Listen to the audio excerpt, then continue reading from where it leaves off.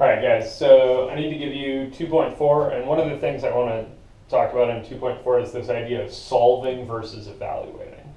So there's kind of two categories of problems that look a little bit similar, and I need to get you why they're different. So the first one of these is things that we've been doing for the last couple of days, where we're doing find f of 2, for instance, if f of x is 2x plus 1. This thing is really a straightforward thing. This is evaluate, and I really kind of want you to, when you look at evaluate, think forwards, right? And the reason I'm thinking forwards is, well, what am I going to do? I'm going to take 2, I'm going to take it over here, I'm going to plug it in where I see an x, I'm going to get a number. So for instance, for this problem, that's 5. But really what's happening there is there's f that's starting over here at a domain, right? And there's a point 2 in here.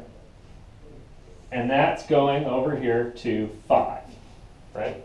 This is the arrow f, right? F takes 2 to 5.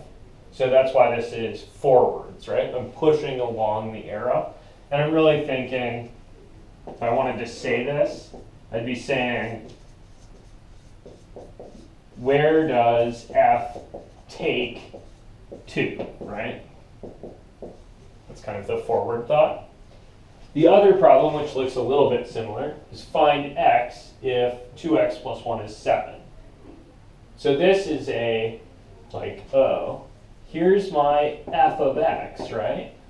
I'm wondering, if I had to phrase this one, when is f of x equal to 7? Does that kind of make sense? So let me draw the picture for that one. Picture for that one is the same kind of start and end, right? F still goes this way. But now where does this 7 live? 7 here is in the output of f. So that's a thing over here. And I'm wondering, can I take this back, right, to some number over here? You guys follow that?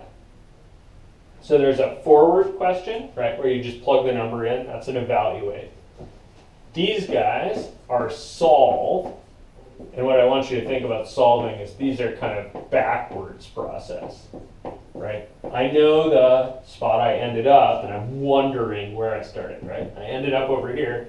F goes this way, and I need to kind of trace f back to get to this number. And I might try that in a number of ways. Maybe the first one would just be to say, okay, let's see. So I'm going to double something and add 1 to get 7. So maybe like 2 gives me 5. I just found that out. 3 gives me 3 times 2 is 6 plus 1 is 7. Check. But that guess and check thing, it's not a great way to solve because it takes a while. So we're going to get some better ways to solve. For right now, I just want to go evaluate is forwards, solve is backwards.